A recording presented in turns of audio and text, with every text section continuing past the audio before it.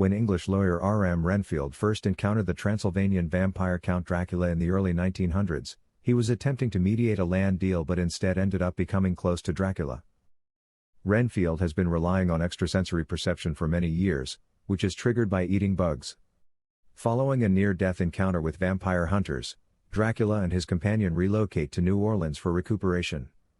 Renfield finds a 12-step self-help group there for those in codependent relationships, and he makes plans to utilize the attendees to find abusive partners to kill and feed to Dracula guilt-free.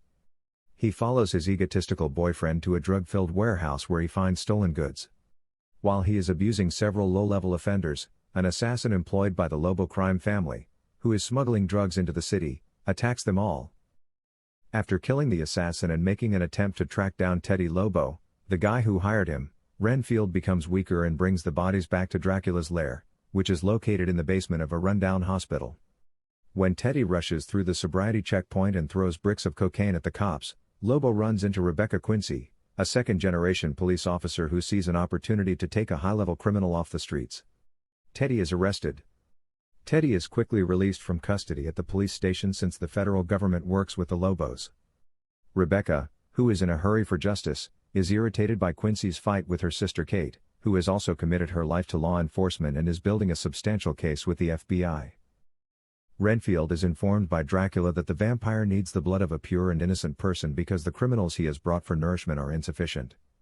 Renfield leads Quincy to the crime scene with clues, and the two head to a restaurant to kidnap commoners. Teddy is coerced into carrying out an attack on Quincy's life, drawing the two into it in an attempt to restore the Lobos' ferocious reputation.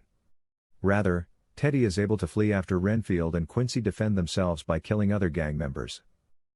As Teddy follows Bella Francesca's instructions to find the person who killed her foot troops, he eventually runs across Dracula while Renfield is abroad.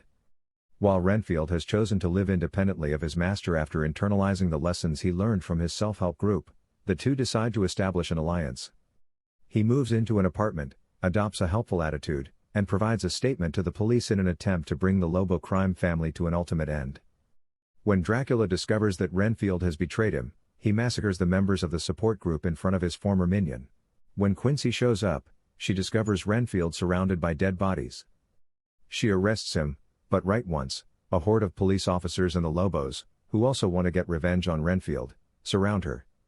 Quincy is unwilling to give him up, and she and Renfield just about make it out. The following morning, Quincy discovers that Renfield has spared her life. He affirms his desire to change while disclosing his real origins. After defeating a band of dishonest police officers, the two decide to raid the Lobos' headquarters, where they discover that Teddy and over 6 other gang members have all of Renfield's magical skills thanks to Dracula's empowerment. Ted is killed by Renfield following a brawl. When Quincy goes to stop Dracula, he discovers that her sister has been beaten nearly to death and that the only thing that can save her is Dracula's blood, which he will give Rebecca in return for her allegiance.